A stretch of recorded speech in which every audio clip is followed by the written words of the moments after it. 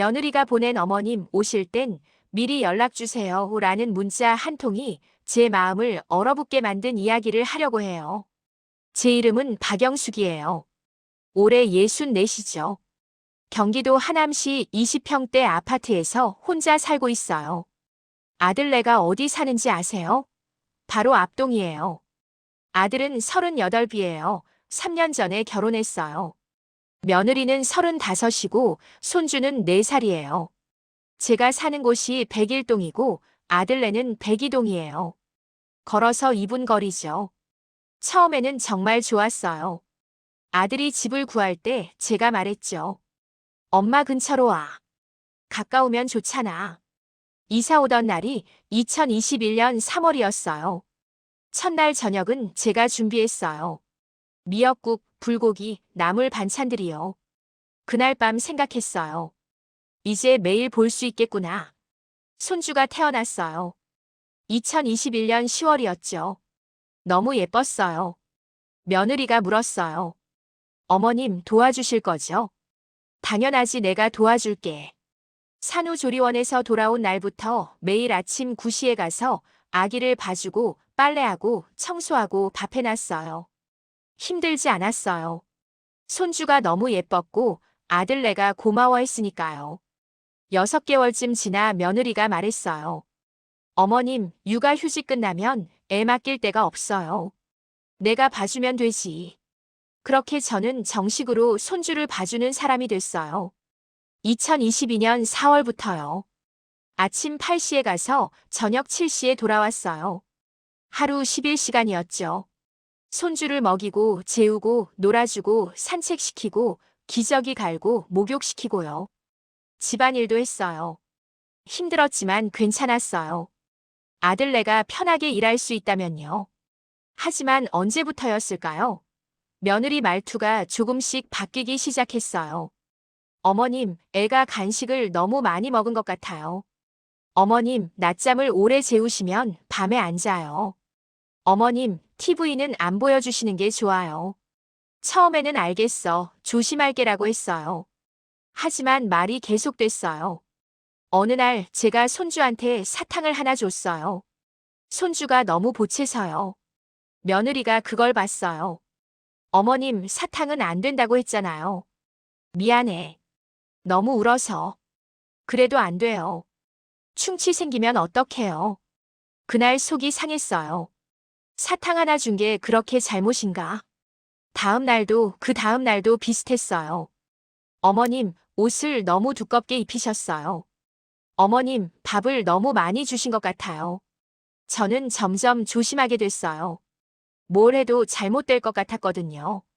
어느 날 아침 아들네 집 현관문이 잠겨 있었어요. 예전에는 항상 열어놨었는데요.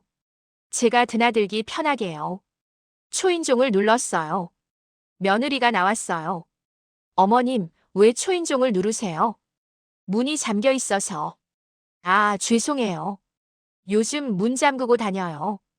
그날부터 저는 매일 초인종을 눌러야 했죠. 기분이 이상했어요. 내가 손주 봐주러 오는 건데 왜 초인종을 눌러야 하지? 어느 날 저녁 아들한테 전화했어요. 야, 요즘 며느리가 좀 예민한 것 같아. 그래. 회사 일이 바빠서 그런가 봐. 아들은 모르는 것 같았어요. 며느리가 어떻게 저를 대하는지요. 2분 거리였어요. 하지만 그 2분이 점점 멀어지고 있었어요. 2023년 4월 손주를 봐준 지 1년이 지났어요. 며느리한테서 문자가 왔어요. 어머님, 내일 저녁 늦을 것 같아요. 저녁 준비해 주실 수 있으세요? 그래, 내가 해놓을게. 다음 날 아침 일찍 마트에 가서 재료를 샀어요. 감자볶음, 시금치 나물, 계란찜, 된장찌개, 생선구이를 준비했어요. 정성껏 만들었어요. 감자는 동그랗게 썰어서 설탕 간장으로 졸였고 시금치는 데쳐서 참기름에 묻혔죠. 오후 4시쯤 아들네 집에 가서 반찬을 차려놨어요. 저녁 7시쯤 며느리가 들어왔어요. 어머님 왔어요. 응, 저녁 준비해놨어. 며느리가 식탁을 보더니 냉장고를 열었어요. 이게 뭐예요? 감자볶음이랑 시금치 나물. 애가 좋아하잖아. 며느리 표정이 굳었어요. 어머님, 요즘 애들은 이런 거 잘 안 먹여요. 뭐? 감자볶음 너무 달고 시금치 나물은 짜요. 요즘은 싱겁게 먹여야 해요. 저는 말을 잃었어요. 그래도 애가 잘 먹는데. 어머님이 보실 때만 먹는 거예요. 그 말이 가슴에 박혔어요. 요즘은 설탕 안 넣고 소금도 최소한만 넣어요. 다음부터는 이런 거 안 해주셔도 돼요. 며느리는 냉장고에서 마트 반찬을 꺼냈어요. 그날 저녁 손주는 제가 만든 게 아니라 며느리가 사온 반찬을 먹었어요. 집으로 돌아오는 길이 무거웠어요. 내 손맛이 틀렸나? 저는 30년 넘게 요리를 했어요. 아들을 그렇게 키웠죠. 하지만 며느리는 달랐어요. 제 손맛이 구식이고 짜고 달다고 했어요. 다음 날 며느리가 말한 대로 해보기로 했어요. 당근볶음을 했는데 설탕을 안 넣었어요. 나물을 무쳤는데 소금을 아주 조금만 넣었죠. 손주한테 먹여봤어요. 손주가 고개를 저었어요. 할머니, 이거 맛없어. 결국 손주는 밥만 먹었어요. 며느리가 퇴근하고 와서 봤어요. 애가 밥만 먹었어요. 응, 반찬을 안 먹더라. 며느리가 냉장고를 열어봤어요. 어머님, 이거 간이 안 돼 있네요. 응, 싱겁게 해야 한다고 해서. 그래도 너무 싱거우면 애가 안 먹죠. 저는 어이가 없었어요. 어제는 짜다고 했고 오늘은 싱겁다고 했어요. 일주일쯤 지나 며느리한테서 문자가 왔어요. 어머님, 반찬은 안 해주셔도 돼요. 제가 사올게요. 그 문자를 보는 순간 마음이 무너졌어요. 그날 밤 집에서 혼자 저녁을 먹었어요. 제가 만든 반찬으로요. 맛있었어요. 하지만 쓸쓸했어요. 2023년 7월 여름이었어요. 손주랑 집에서 놀다가 손주가 뛰어다니다 넘어졌어요. 놀란 표정이었어요. 저는 손주를 안아 올렸어요. 괜찮아? 아파? 손주가 고개를 저었어요. 저는 손주 볼에 뽀뽀를 했어요. 우리 강아지 안 다쳤지? 늘 해오던 일이었어요. 손주도 좋아했죠. 그때 현관문이 열렸어요. 며느리였어요. 며느리가 저희를 봤어요. 제가 손주를 안고 뽀뽀하는 걸요. 며느리 표정이 굳었어요. 어머님. 응? 일찍 왔네. 며느리가 가방을 내려놓고 말했어요. 네, 할머니한테 뽀뽀 받았어. 손주가 웃으며 고개를 끄덕였어요. 며느리가 저를 봤어요. 어머님, 요즘은 그런 거 안 좋아요. 뭐가? 어른이 애한테 뽀뽀하는 거요. 세균도 많고요. 세균이요? 저는 당황했어요. 세균이라니. 요즘은 다 그래요. 어른 침에 세균 많거든요. 애가 병 걸릴 수도 있어요. 저는 손주를 내려놓았어요. 기분이 이상했어요. 육아책에 나와 있어요. 어른이 아기한테 입 맞추면 안 된대요. 저는 웃었어요. 하지만 마음은 웃지 않았어요. 며느리는 손주를 데리고 방으로 갔어요. 저는 거실에 혼자 남았죠. 가슴이 답답했어요. 나는 이제 조심해야 할 사람인가? 다음 날부터 조심했어요. 손주를 안아도 뽀뽀는 안 했어요. 손주가 할머니 뽀뽀 라고 하면 웃으면서 말했어요. 할머니는 손뽀뽀만 해줄게. 일주일쯤 지나 손주가 감기에 걸렸어요. 콧물이 나고 기침을 했죠. 며느리가 저한테 문자를 보냈어요. 어머님, 애가 감기 걸렸어요. 오늘은 안 오셔도 돼요. 많이 아파? 엄마가 가서 봐줄게. 괜찮아요. 제가 반찬해서 볼게요. 사흘 동안 손주를 못 봤어요. 사흘 후 드디어 갔어요. 손주는 많이 나아 보였어요. 할머니. 손주가 달려왔어요. 저는 안아주고 싶었지만 조심스러웠어요. 뽀뽀는 안 했어요. 며느리가 거실에서 말했어요. 애가 감기 걸린 것도 어머님 때문일 수도 있어요. 뭐? 저번에 어머님이 뽀뽀하셨잖아요. 그때 세균 옮았을 수도 있죠. 저는 말이 안 나왔어요. 다음부터는 정말 조심해 주세요. 그날 집에 돌아와서 거울을 봤어요. 내가 그렇게 더러운 사람인가? 손도 깨끗이 씻고 양치질도 하고 몸도 깨끗이 하는데요. 그날 밤 침대에 누워서 생각했어요. 나는 이제 도와주는 사람이 아니라 조심해야 할 사람이 됐구나. 뽀뽀 하나가 문제가 되고 반찬 하나가 문제가 되고 제 모든 게 문제가 되는구나. 가까이 살수록 더 조심해야 했어요. 가까이 살수록 더 눈치 봐야 했죠. 2분 거리가 점점 멀어지고 있었어요. 2023년 9월이었어요. 어느 날 오후 집에 혼자 있었어요. 손주 얼굴이 보고 싶었어요. 요즘 며느리가 바빠서 손주 보는 날이 줄었거든요. 오늘 잠깐 가볼까? 손주 간식이랑 사과, 귤을 사서 아들네 집으로 향했어요. 걸어서 2분 거리였죠. 백이동 14층 앞에 섰어요. 아들네 집 앞에 섰어요. 초인종을 누르려는데 핸드폰이 울렸어요. 문자였어요. 며느리한테서요. 어머님 오실 땐 미리 연락 주세요. 저는 초인종 누르는 손을 멈췄어요. 문자를 다시 읽었어요. 어머님 오실 땐 미리 연락 주세요. 가슴이 철렁했어요. 며느리가 어떻게 알았을까요? 문 앞에 카메라가 있었어요. 저는 문 앞에서 한참을 서 있었어요. 초인종을 눌러야 하나? 그냥 돌아가야 하나? 손에는 사과랑 귤이 들려 있었어요. 하지만 며느리는 미리 연락하라고 했어요. 저는 천천히 돌아섰어요. 초인종을 누르지 않았어요. 엘리베이터를 타고 내려왔어요. 집으로 돌아왔죠. 손에는 여전히 사과랑 귤이 들려 있었어요. 집에 와서 소파에 앉았어요. 사과를 봤어요. 손주가 좋아하는 거였는데요. 왜 제가 손주를 보러 가는데 미리 연락해야 하죠? 예전에는 그냥 갔었어요. 문도 안 잠겨 있었고요. 하지만 지금은 달랐어요. 문은 잠겨 있고 카메라로 감시당하고 미리 연락하라고 하고요. 가까운 집이 가장 먼 집이 되는 순간이었어요. 며느리한테 전화할까 생각했어요. 나 지금 집 앞에 왔었는데 문자 보고 돌아왔어. 하지만 전화 안 했어요. 뭐라고 하겠어요? 죄송해요. 다음부터는 미리 연락할게요 라고 하겠죠. 저는 사과를 깎아서 혼자 먹었어요. 달았어요. 하지만 쓸쓸했어요. 다음 날 아침 며느리한테서 문자가 왔어요. 어머님, 어제 오셨었나 봐요. 죄송해요.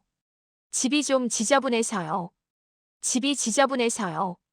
그래서 못 들어오게 한 거였나 봐요. 저는 답장했어요. 괜찮아. 다음에 갈게. 네, 다음부터는 미리 말씀해 주세요. 알겠어. 그날부터 저는 미리 연락하지 않으면 가지 않았어요. 손주가 보고 싶어도 그냥 참았어요.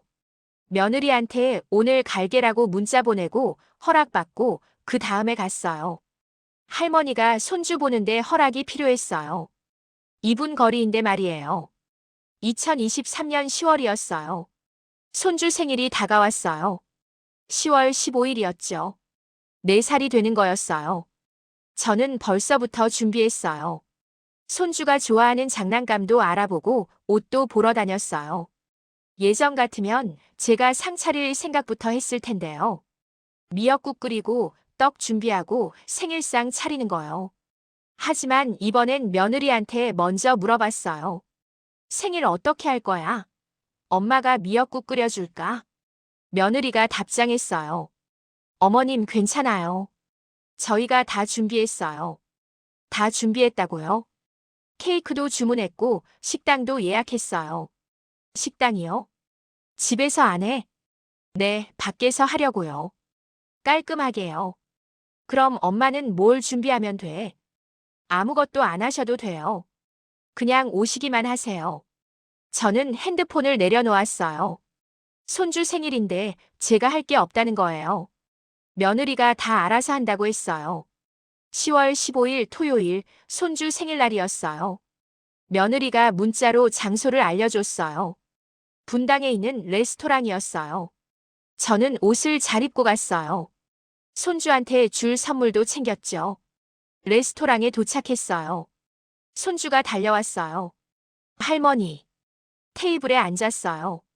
저 아들, 며느리, 손주, 그리고 며느리 부모님이었어요. 며느리 부모님도 오셨더라고요. 식사가 시작됐어요. 며느리는 주로 친정 부모님과 이야기했어요. 저는 손주 옆에 앉아서 밥 먹는 걸 도와줬어요.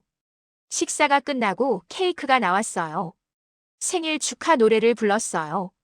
손주가 촛불을 껐어요. 사진을 찍었어요. 며느리가 사진사를 따로 불렀더라고요. 자, 다 같이 찍어요. 다 같이 섰어요. 가족 사진 찍겠습니다. 찰칵. 그 다음 며느리가 말했어요. 이번엔 애 엄마 아빠랑 애만 찍어요. 아들, 며느리, 손주만 섰어요. 찰칵. 이번엔 양가 할머니, 할아버지랑 같이요. 며느리 부모님이 앞으로 나갔어요. 저도 나갔죠. 6명이 함께 섰어요. 찰칵. 이번엔 외할머니, 외할아버지랑만 찍어요.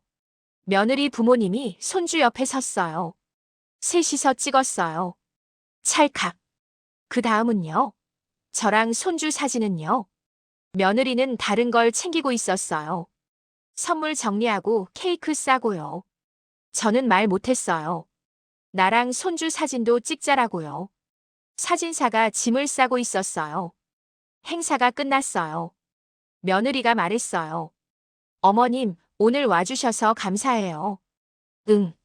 집으로 돌아왔어요. 혼자요. 소파에 앉아서 생각했어요. 손주 생일인데 제가 한 게 뭐였죠? 그냥 가서 밥 먹고 사진 찍고 선물 주고 온 거였어요. 며느리가 다 준비했어요. 케이크도 장소도 사진사도 초대도요. 저는 와도 되고 안 와도 되는 사람이 된 것 같았어요. 그날 밤 며느리가 단체 카톡방에 사진을 올렸어요. 아들네 가족 사진, 6명 사진, 며느리 부모님이랑 손주 사진이요. 저랑 손주 사진은 없었어요. 저는 사진을 보면서 생각했어요. 나는 이 가족에서 어떤 존재일까? 2023년 11월이었어요. 어느 날 저녁 아들이 전화했어요. 엄마, 주말에 우리 집 올래? 저녁 같이 먹자. 그래, 좋아. 오랜만에 아들이 먼저 연락한 거였어요. 주말에 반찬을 준비해서 갔어요. 아들네 집에 도착했어요. 초인종을 눌렀죠. 며느리가 문을 열어줬어요. 어머님, 어서 오세요. 응, 왔어.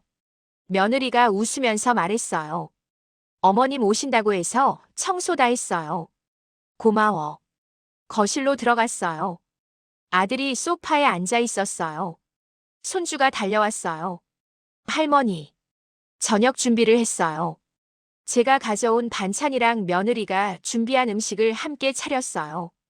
식탁에 앉았어요. 넷이서요. 아들이 말했어요. 엄마, 요즘 어때? 건강은? 괜찮아. 건강해. 며느리가 말했어요. 어머님 덕분에 정말 편해요. 정말 감사해요. 어머님 없었으면 저희 어떻게 살았을까요? 아들 앞에서 며느리는 늘 공손했어요. 어머님 덕분이에요. 어머님이 최고예요. 저는 기분이 이상했어요. 며느리가 저한테 이렇게 말한 지 얼마 만이었죠? 평소에는 지적만 했었는데요. 식사가 끝나고 설거지를 했어요. 아들은 손주랑 놀았어요. 며느리랑 저는 부엌에 있었죠. 설거지를 하는데 며느리가 말했어요. 어머님, 이 그릇 여기에 놓지 말아주세요. 이 그릇은 위쪽 선반에 놓는 거예요. 며느리가 냄비를 다시 닦았어요. 저는 아무 말도 안 했어요. 아들이 거실에서 불렀어요. 여보, 애 우유 어디 있어? 며느리가 나갔어요. 저는 혼자 설거지를 마저 했어요. 설거지를 끝내고 거실로 나왔어요. 아들이 말했어요. 엄마, 커피 한 잔 할래? 커피를 마셨어요. 아들이 말했어요. 엄마는 우리한테 정말 큰 힘이야. 고마워. 며느리가 말했어요. 정말 그래요. 어머님이 안 계시면 저희 못 살아요. 아들 앞에서 며느리는 늘 이랬어요. 감사하다고 고맙다고 어머님 최고라고요. 하지만 아들이 없을 때는 달랐어요. 지적하고 고치라고 하고 안 해도 된다고 하고요. 커피를 마시고 집으로 돌아왔어요. 집에 와서 생각했어요. 며느리는 아들 앞에서만 다른 사람이 되는구나.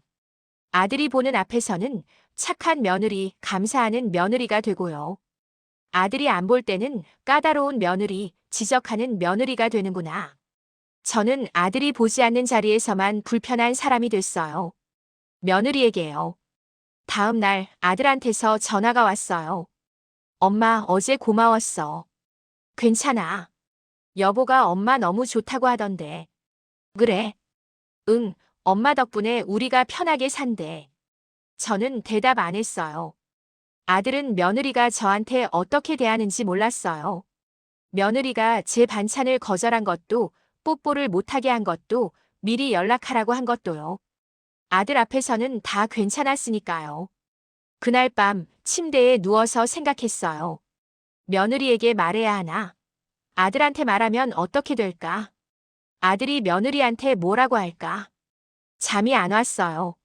하지만 답은 없었어요. 그냥 참는 게 나을 것 같았어요. 저는 그냥 조용히 지내기로 했어요.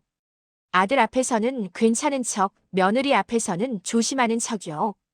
그게 제가 할 수 있는 전부였어요. 2023년 12월이었어요. 며느리한테서 문자가 왔어요. 어머님, 내일 야근인데 애 좀 봐주실 수 있으세요? 그래, 엄마가 봐줄게. 다음 날 아침 8시에 아들네 집에 갔어요. 손주를 데리고 제 집으로 왔죠. 하루 종일 손주랑 놀았어요. 밥도 먹이고 낮잠도 재우고요. 저녁 7시쯤 며느리가 왔어요. 어머님 감사해요. 괜찮아. 손주 보는 거 당연하지. 며느리가 손주 가방을 챙기다가 물었어요. 저녁은 뭐 드셨어요? 라면 끓여 먹었어요. 며느리 표정이 굳었어요. 라면요? 어머님, 애한테 라면은 너무 짜잖아요. 조금만 먹었는데. 그래도 안 돼요. 애 나트륨 섭취 조절해야 하거든요. 저는 아무 말도 못했어요. 일주일 후 또 문자가 왔어요. 어머님 회식인데 애 좀 봐주세요. 갔어요. 손주를 데리고 왔죠. 이번엔 조심했어요. 저녁은 밥이랑 계란찜이랑 나물로 했어요. 며느리가 왔어요. 손주 옷을 보더니 말했어요.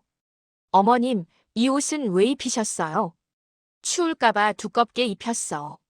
너무 두꺼워요. 애가 땀 흘렸잖아요. 손주 등을 만져봤어요. 축축했어요. 미안해. 추울까봐. 다음부터는 얇게 입혀주세요. 12월 말 또 연락이 왔어요.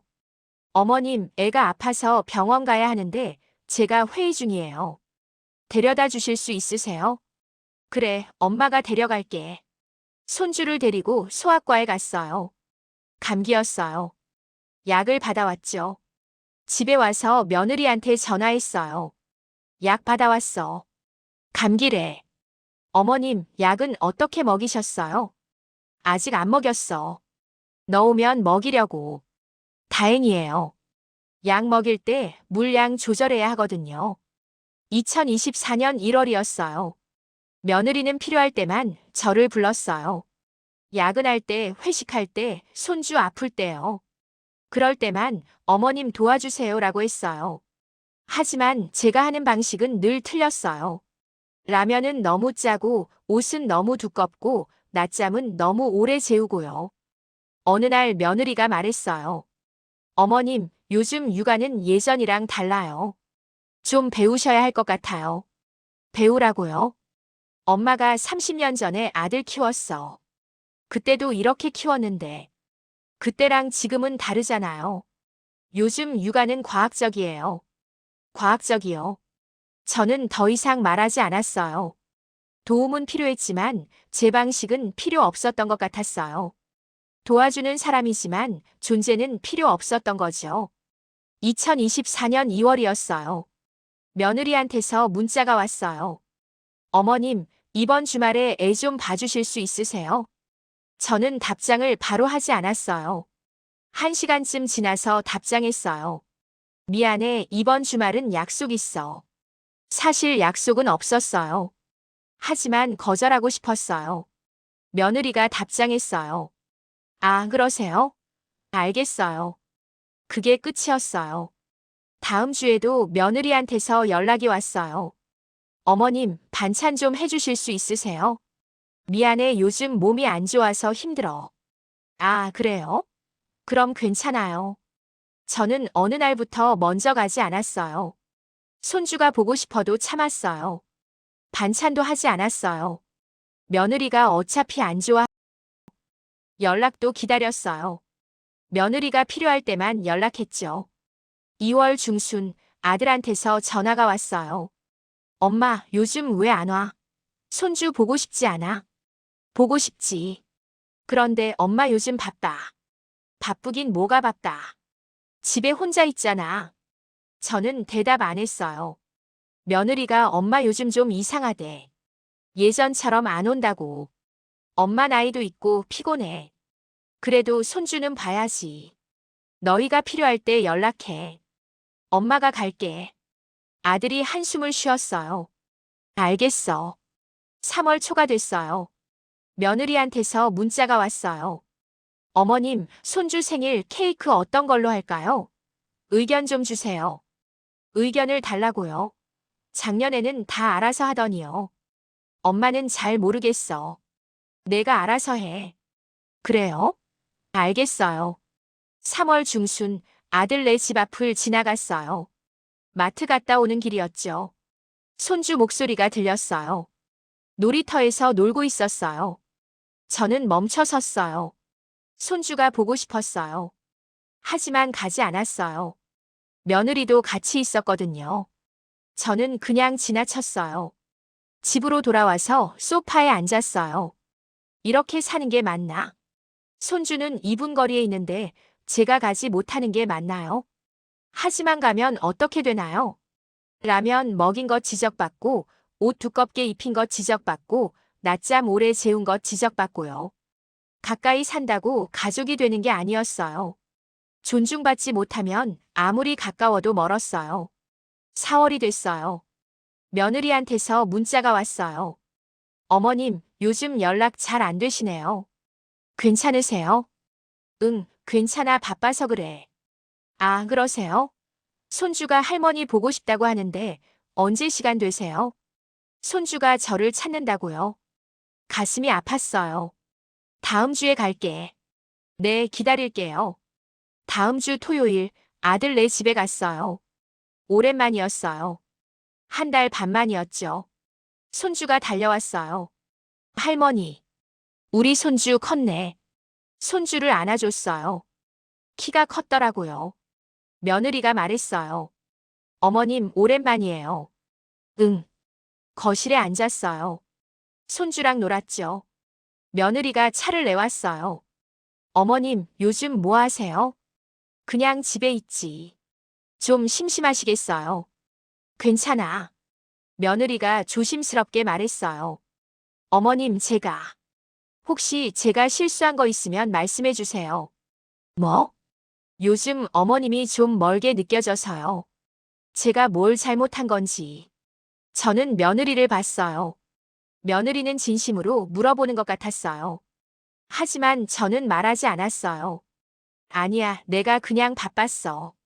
정말요? 응. 며느리가 안도하는 표정이었어요. 하지만 저는 알고 있었어요. 제가 바빴던 게 아니라는 걸요. 가까이 살지만 존중받지 못해서 멀어졌다는 걸요.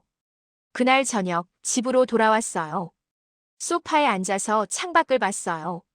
백이동이 보였어요. 아들네 집이 있는 동이요.